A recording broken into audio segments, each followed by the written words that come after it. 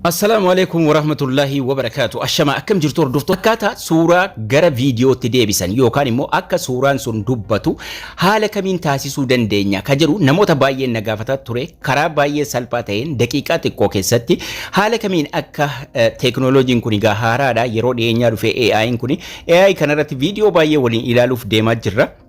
Haala kamiin suuraa gara viidiyootti deebisuu dandeenya.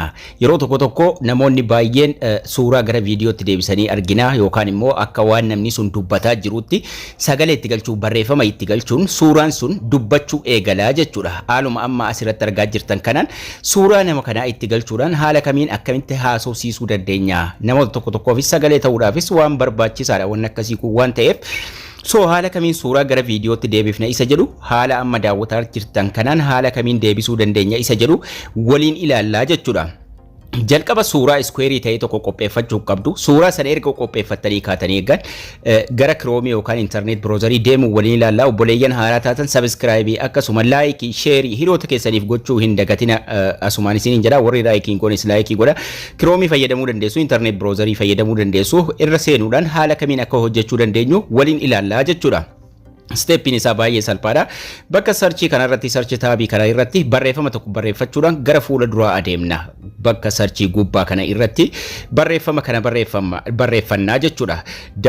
Datuqa.id.com jechuu dandeessu yookaan immoo editor jettanii barreeffachuu dandeessu yookaan editing jechuu dandeessu.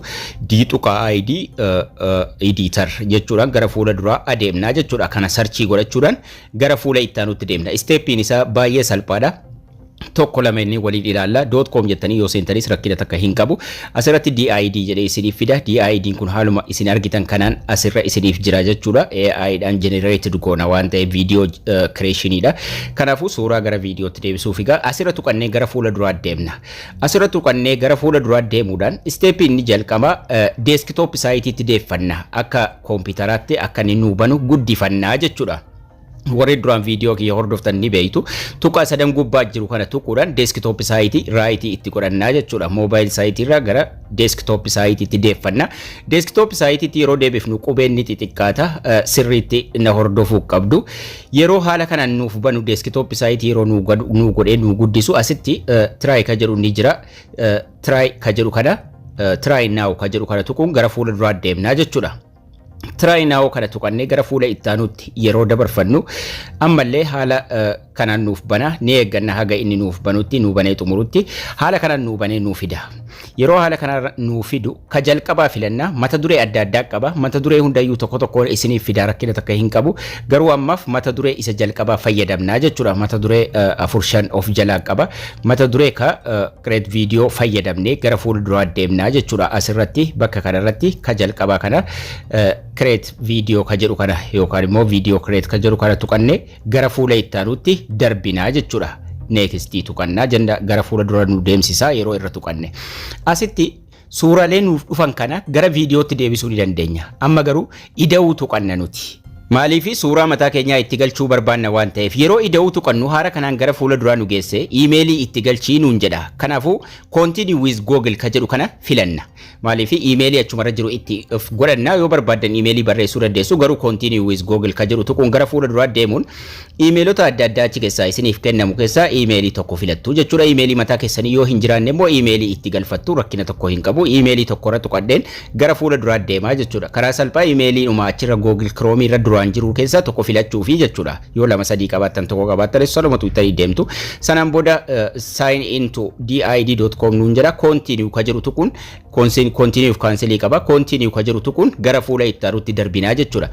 Ida'uu yeroo tuqannu gara kana nu fida inni nu maaliif jalqaba create gochuu isinirraa eegamu waa tokko rakkina hin qabu. Welcome to DID nuun jedha. Asitti filannoo isiniif kenna. Personalidha moo dalagaa fi yookiin for job nuun jedha.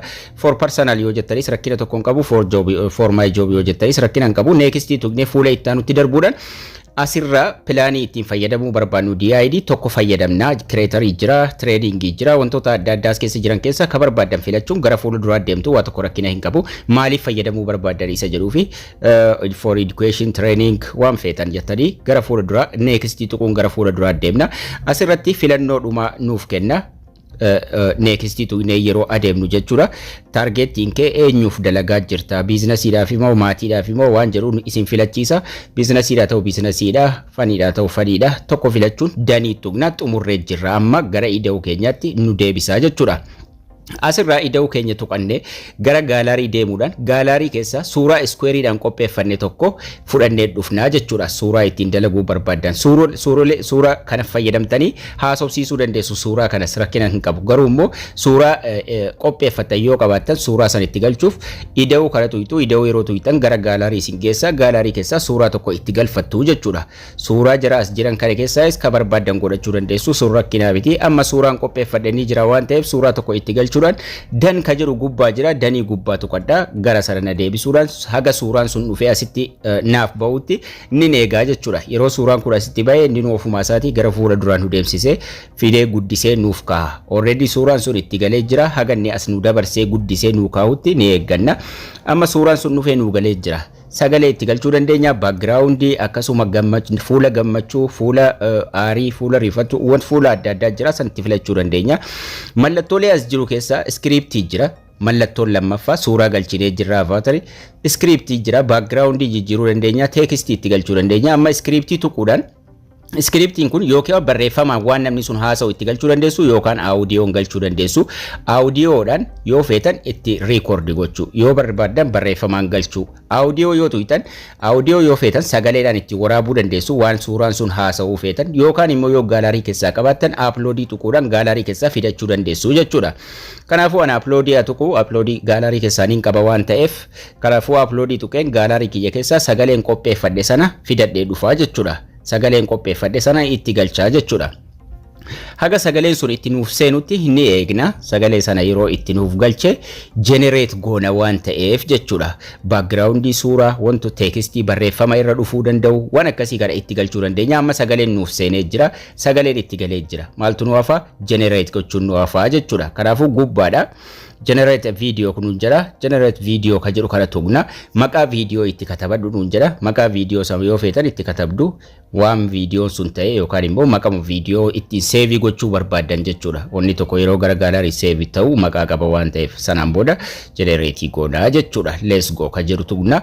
Haga inni generate godhee xumurutti yookaan immoo haga inni sagalee suuraa kanatti galchee suuraa kana haasofsiisuu eegalutti ni eegna jechuudha. Amma already asirra dalagaa isaatti jira. Sagalee nuti itti galchine yookaan barreeffama nuti itti galchine gara afaan nama sanaa sochoosuudhaan akka namni sun dubbatu godhaa jira. Already godhee xumuree jira. Daqiiqaa tokko hin ga'u agarsiisne eedan amma viidiyoo kanarra tuqannaa jechuudha.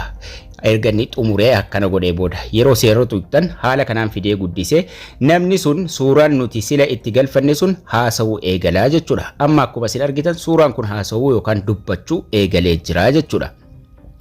Erga dubbachuu eegalee gara gaalarii keenyaatti gad dabarfachuu barbaanna waan ta'eef download ka jedhu sun diimaadhaan jala ni jira, yeeloo kanaan asirra ni jira.